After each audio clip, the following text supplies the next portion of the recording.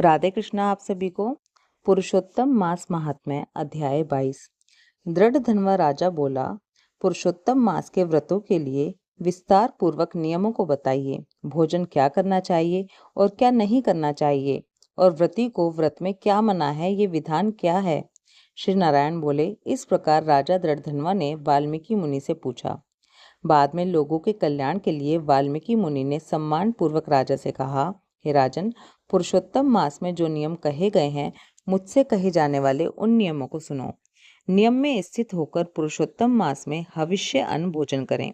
गेहूं, चावल, मिश्री, मूंग, जौ, तिल, मटर, सांवा, तिन्नी का चावल, बथुआ, हिमलोचिका, अदरक, काल शाक, मूल, कंद, ककड़ी, केला, सेंधा, नोन, समुद्र नोन, दही, घी, बिना मक्खन निकाला हुआ दूध, कटहल, आम, हरड़, पीपर, जीरा, सौंठ, इमली, सुपारी, लवली, आंवला, ईख का गुड़ छोड़कर इन फलों को और बिना तेल के पके हुए पदार्थ को हविष्य कहते हैं।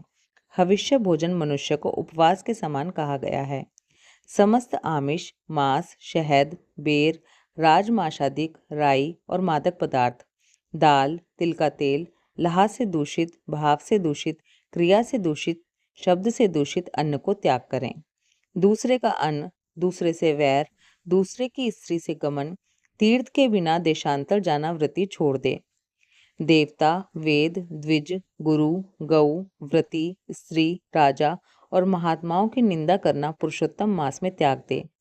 सुतिका का अन्न मांस है, फलों में जंबीरी नींबू मांस है, धान्यों में मसूर की दाल मांस है और बासी अन्न मांस है। बकरी, गऊ, भैंस के दूध को छोड़कर और सब दूध मांस हैं, और ब्राह्मण से खरीदा हुआ समस्त रस पृथ्वी से उत्पन्न नमक मांस है। तांबे के पात्र में रखा हुआ दूध, चमड़े में रखा हुआ जल, अपने लिए पकाया गया अन्न विद्वानों ने मांस कहा है। पुरुषोत्तम मास में ब्रह्मचर्य, पृथ्वी में शयन, पत्रावली में भोजन और दिन के चौथे पहर में भोजन करें। पुरुषोत्तम मास में रजस्वला स्त्री, अत्यंत मलेच्छ, पतित, संस्कारहीन, ब्राह्मण से द्वेष करने वाला, वेद से गिरा हुआ, इनके साथ बातचीत ना करें। इन लोगों से देखा गया और काक पक्षी से देखा गया सूतक का अन्न, 2 बार पकाया हुआ और बुझे हुए अन्नों को पुरुषोत्तम मास में भोजन नहीं करें। प्याज, लहसुन, मोथा, छत्राक, गाजर, नालिक, मूली, शिगरू, इनको पुरुषोत्तम मास में त्याग दें। व्रती इन पदार्थों को समस्त व्रतों में हमेशा त्याग करे। विष्णु भगवान के प्रीत्यर्थ अपनी शक्ति के अनुसार कृच्छ आदि व्रतों को करें। कोहड़ा, कंठकारिका, लटजीरा, मूली, बेल, इंद्रियव, आंवला के फल, नारियल, अलाबू, परवल, बेर, चर्म शाक, बैंगन, आजिक, बल्ली और जल में उत्पन्न होने वाले शाक, प्रतिपद आदि तिथियों में क्रम से इन शाकों का त्याग करना। गृहस्थ आश्रम रविवार को आंवला सदा ही त्याग करे। पुरुषोत्तम भगवान के प्रिय के लिए जिन जिन वस्तुओं का त्याग करे, उन वस्तुओं को पहले ब्राह्मण को देकर फिर हमेशा भोजन करें। व्रती कार्तिक और माघ मास में इन नियमों को करे। हे राजन, व्रती नियम के बिना फलों को नहीं प्राप्त करता। यदि शक्ति है तो उपवास करके पुरुषोत्तम का व्रत करें, या घृत पान करें, या दुग्ध पान करें, या बिना मांगे जो कुछ मिल जाए उसको भोजन करें, या व्रत करने वाला यथाशक्ति फलाहार आदि करे। जिसमें व्रत भंग ना हो, विद्वान इस तरह व्रत का नियम धारण करे।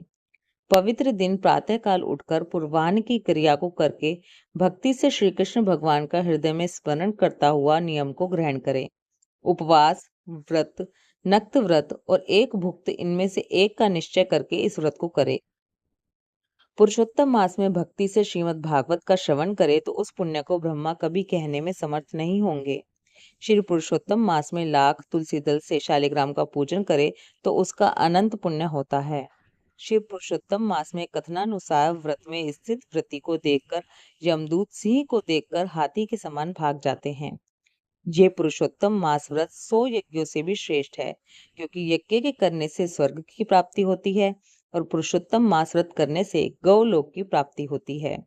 जो पुरुषोत्तम मास व्रत करता है, उसके शरीर में पृथ्वी के जो समस्त तीर्थ हैं और क्षेत्र हैं तथा संपूर्ण देवता हैं, वे सब निवास करते हैं। श्री पुरुषोत्तम मास का व्रत करने से दुस्वप्न, दारिद्र्य और कायिक, वाचिक, मानसिक पाप ये सब नाश को प्राप्त होते हैं। पुरुषोत्तम भगवान की प्रसन्नता के लिए इंद्र आदि देवता पुरुषोत्तम मास व्रत में तत्पर हरि भक्त की विघ्नों से रक्षा करते हैं। पुरुषोत्तम मास व्रत को करने वाले जिन जिन स्थानों में निवास करते हैं, वहां उनके सम्मुख भूत प्रेत पिशाच आदि नहीं रहते। इस प्रकार जो विधि पूर्वक पुरुषोत्तम मास व्रत को करेगा, उस मास व्रत के फलों को यथार्थ रूप से कहने के लिए साक्षात शेषनाग भगवान भी समर्थ नहीं हैं।